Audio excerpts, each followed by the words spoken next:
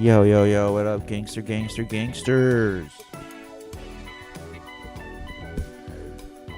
Who's ready to get swifted?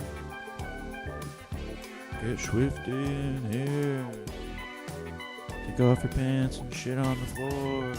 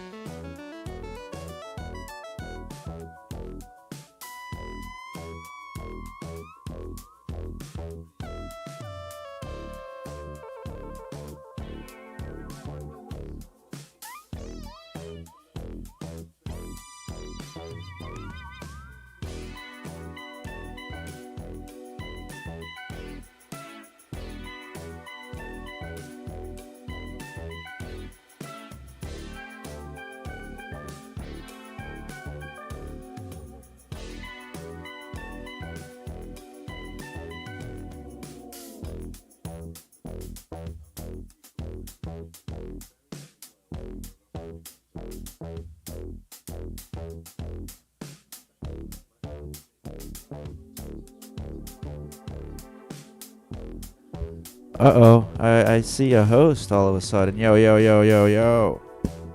Kitten, thank you. Again, what up? I hope you had a good rest of your ride. I had to get myself set and ready.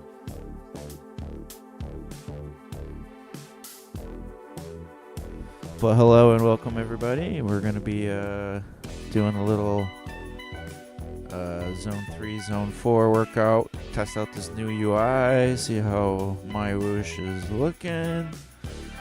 And yeah, so let me give me a minute.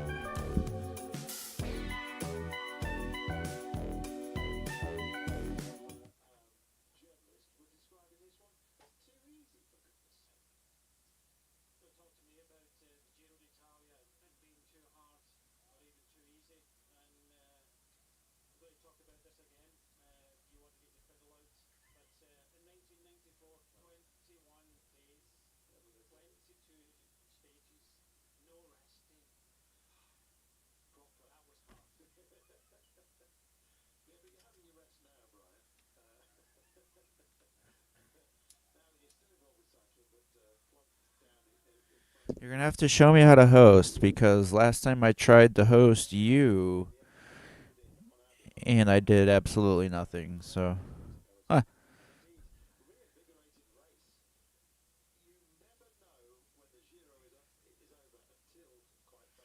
Actually, wouldn't even let me host you for some reason.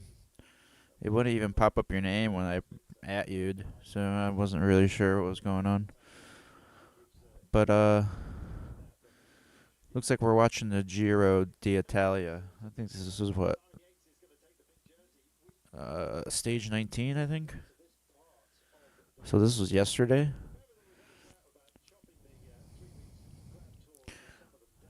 But we'll get repping. We'll get repping in a minute.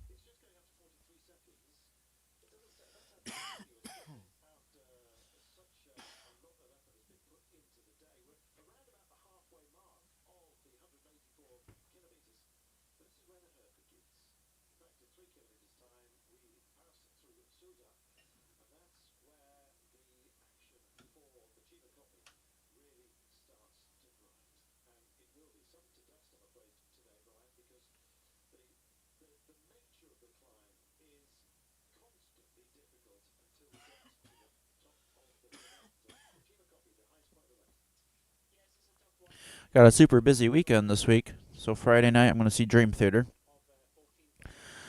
Uh, it's like a 40-minute drive, so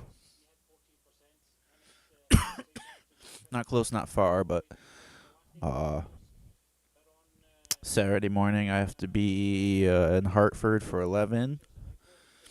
Gonna be marching the St. Patrick's Day parade in Hartford, Connecticut, and then New Haven on Sunday. Hopefully Sunday doesn't rain, but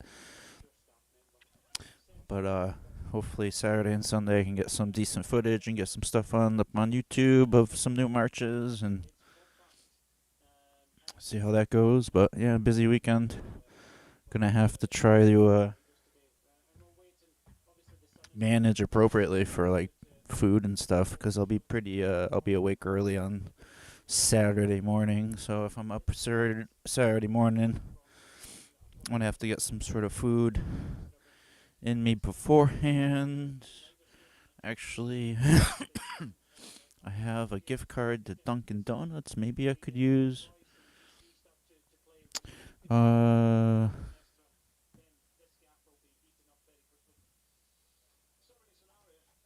Available today. The general consensus, all right, this is after a couple of just noticed that was muted. I could have just unmuted it here. Whatever. So we're gonna have to see Saturday morning. Try to get something good. And then maybe Saturday afternoon. I'm sure I'll be back around 4. Maybe we can do a ride, get something in. I really like the look of this UI. The UI is looking pretty sharp, actually, because it looks exactly like Zwift. So, in that sense, you can't beat them. Just copy them. It's like Pal World, being so Pokemon themed, with like a twist on the battle mechanics. So we'll see if maybe they can tweak this. But I mean, having the 15 gear in the bottom corner seems a little strange to me. Start to do exactly that. Well, it was really no surprise we saw attacks from Chris Froome and Tom Dumoulin yesterday. We were kind of expecting them. The surprise, but whatever. All right, let's get this ride going. Was Pozzovivo. Pozzovivo's targeting this stage today, so if he was that good yesterday, how good is he going to be today? I think Simon Yates has recovered. He wasn't happy with himself yesterday, and I think, by all accounts, he's in a good way for today. If you think of the stage that he won into Zapata, it was full of kind of 14%, 15%, okay, in second category climbs. These are big climbs, 18.5 kilometres is coming up or on the menu for the riders next, and it'll be hard. Even for this man here, we can remember last year in the last stage that Thibaut Pinot won.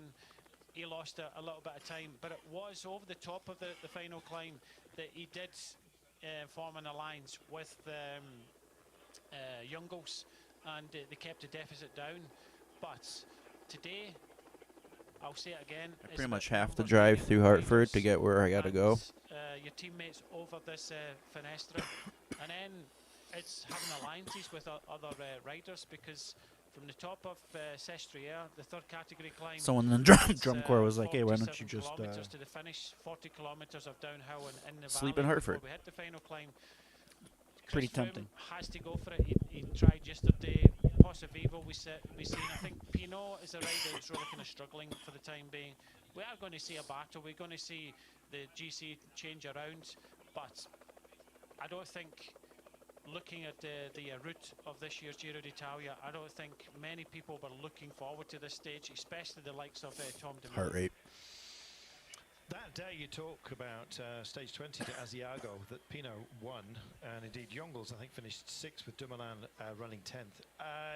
Pozzovivo was also very much in the frame that day. 82 à la Mondiale now with Bahrain Merida. he finished 4th behind Nibali. Zakarin also went well that day. Pinot took it, but Pozzovivo deeper into a race. This is a man you can't shake off. And in this sort of position where he is, you said he looked very strong yesterday. He said this is his target day. Simon Yates is clearly feeling better today. He wouldn't be calling for this kind of action, and the work rate from his team, he's not hiding at all. Brian is in full view of everybody, hiding in full view, you might say, some might say, but he's going to carry this pink jersey with pride, at least up the first one. Let's see if his pride remains intact over the next couple of days. I'm confident that he's going to put on a fabulous show, but likewise, I'm equally confident that his rivals here are going to be looks like it equally broke spirited, something. and you're seeing Sky coming in, and this is about hurt. Yeah, it is, and it's a show of strength also for Mitchelton Scots. They've ridden well, but you know, with the weakness shown yesterday, it's only natural. We were starting to see other teams coming to the front and try and take advantage. This is the time where the sports directors, you know, earn their money. It's about remaining calm, don't getting carried away. If another team like Sky or Astana want to come, Well, that's not good. So they just broke it. then just follow them. But Mitchelton Scott have done a very good job so far today. Sam Bewley just at the back here.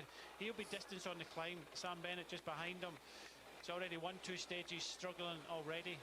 But the tempo's high. Sky want to take control of this race, and let's see what they can do.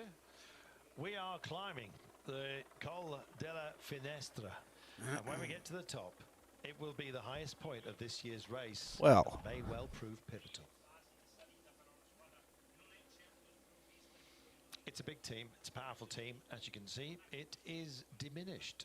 And Vasil Kirienko, big engine room on the approaches to terrains such as this, now missing.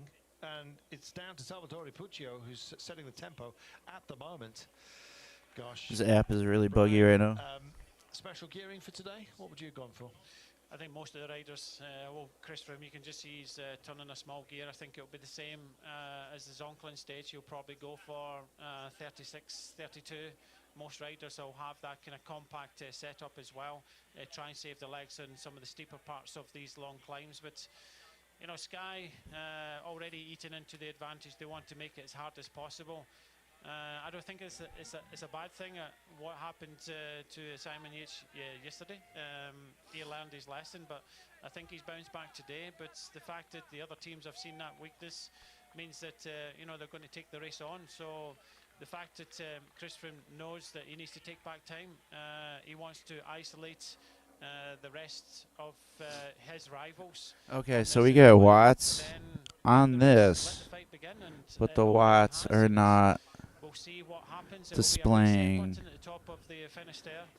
in game. Okay. And, we'll see who's there, who's got the numbers, and 74 long kilometres to the finishing line. You're mixing it up with your fishing forecast. Finisterre time, Dogger. Yeah, I'm afraid this one today is not going to be a happy hunting ground for some. And it's already having a cost, isn't it? Yeah, we had a group of 9 hit the bottom of the climb. Yeah, see, so my bike is registering with the app, but for some reason it's just not communicating the watts. So I could do this workout and base it on these watts, but it's just not going to get complete in here. Riders and teams want to keep the pressure on and open this race up. When you've got a peaky day, you've got some big descents as well. So I just might do that. Those on. In fact, once we go over the top, Let me see if there's any stupid setting or something stupid. Day, albeit with a little step halfway down. Chris Froome on the radio here, putting out a general message, I am sure. Maybe it's just one of encouragement. I never quite know why he's on the radio quite so much, but he's a man who's in control of his own destiny, I think you might say. Well, probably the only in some one ways in the anyway. team that can talk at the time. You may well be right. There's an 11-kilometre descent, about 1,500 metres of which is a false flat within the descent, but nonetheless, you just wait until we get to it. That could be hairy, because we then, almost immediately at the bottom of it, start climbing yet again up the Sestriere. There is an intermediate sprint in the middle of that, but it's about 16 kilometers of climbing. I know that Sestrio is not classified as entirely all of that. And then the longest descent of the day, 28 kilometers, which will bring us down to Savolx, where we begin our climb towards Bardonecchia. We go downhill by the town before we kick up to the climb itself that's categorized. Maybe? Nonetheless, that comes with about 22 kilometers to go, where we begin. I don't see why it would. It doesn't make no sense. The Jafarao. Oh, today is, or was, and indeed always has been ever since they announced the race, going to be an absolutely crucial one to master. There's still time to make amends tomorrow, but there's no doubt about the importance of this one, and those that have focused on it and displaying the wisdom, if you like, of forethought, like Domenico Pozzovivo. I'll just have to use the app and just base everything off of what the app says instead of this for the time being, because it works. So he's got the opportunity of a lifetime. what the fuck are these little mini sprints in a workout? When he moved over to Barry and Merida, that's what he requested. He wanted to be sole leader in this race, and he's got it, and he has stepped up. We still don't know who the podium are going to become Rome, but you know, these next two stages are going to show us, especially this climb now. But Team Sky taking on with Puccio, David De La Cruz just behind. They did lose Kirienka earlier on today, which it might be a bit of a blow for them, but they've taken the race on. So you've got Puccio, Kirienka, Henao. I mean, I know the ranges anyways. It's just, you know, it's just better to have. I think Walt Pauls is still there. I've not really seen him, but Chris Froome has decided to take this race on from the front. But at the same time, it's going to benefit Mitchelton Scott, because they've ridden well until now. And they're just allowing Team Sky to... Okay, so this guy is just not going to do anything? 8.4%. It doesn't waver much from that, Brian, does it? At least it's constant. Yeah, constantly hard. Yep. Who knows how long this is going to take for them to fix this? You know, they're over... I think whatever. I'm not going to worry about where I even go, my distance. I'm not even going to worry about I'm just going to do the workout. Nathan Brown still kind of hanging in there, but Luis Lane Sanchez still with a 45-second advantage, but I don't think it's going to be enough to get over the top of this climb, and the Chima copy might be fought out by some of the riders that are in this small pink jersey group that we see on our screen now. 45 seconds, the gap back. Brian, this has been a happy hunting ground for many over the years. It's also been a pivotal point of destruction for many, I think it's fair to say. The Col de Finestra has loomed large during this race, and in fact other visiting races as well, for many, many years, hasn't it? It's an epic climb, and you know, I think everybody earlier on this morning we're trying to get up the climb. Just looking at now, it's like it's trying to read it. On the right hand side now for a Team I just saw it. Where he was riding a small gear, but many of the cyclists that were trying to get up to the top of the Okay, well, at least the guy is moving, so that's half the battle. Told that they couldn't because of the conditions of the surface in the last 8 kilometers. They didn't want anybody even riding their bike on it, let alone... And I like how the power is changing as it goes along, so now it's giving you like what target power to do. There is our breakaway. Let's just check on what's been before, shall we? There we are, Mikkel Landa in 2015. Vasil Kirienko, sadly, won the stage, of course, back in 2011. Is no longer part of the race, and Danilo De Luca of Italy. It's been a while since we've had an Italian then, while leading, taking in 2005. Could it possibly be today in the hands of someone like Domenico Pozzovivo? Let's wait and see. It's a Spaniard at the moment who's pushed on. He's been so busy in the break. Luis Leon Sanchez, almost as a constant. They wanted somebody up the road as a foil for Miguel Angel Lopez, who looked to be the strongest of the climbers yesterday. Looked absolutely fantastic. Will it be him today?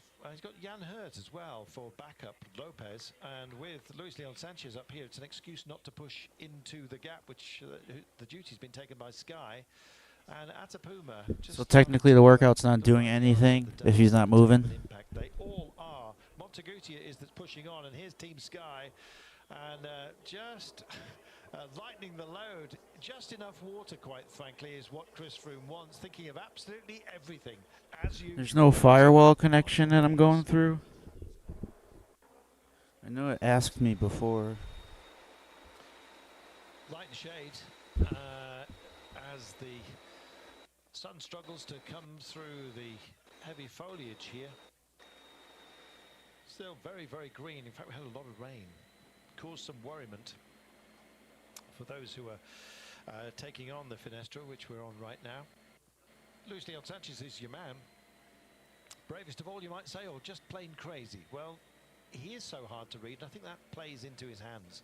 He's a man who, strategy-wise, he's hard to marshal, let's put it that way. He's got a 42-second advantage at the moment over the pink jersey. These are the riders that look like they're just about to be caught because of the tempo being set by Team Sky at the moment. The efforts of Sanchez mean that his Astana team don't have to do the chasing but can sit in. And I think Sky's efforts are a gift to Mitchelton Scott, just for now.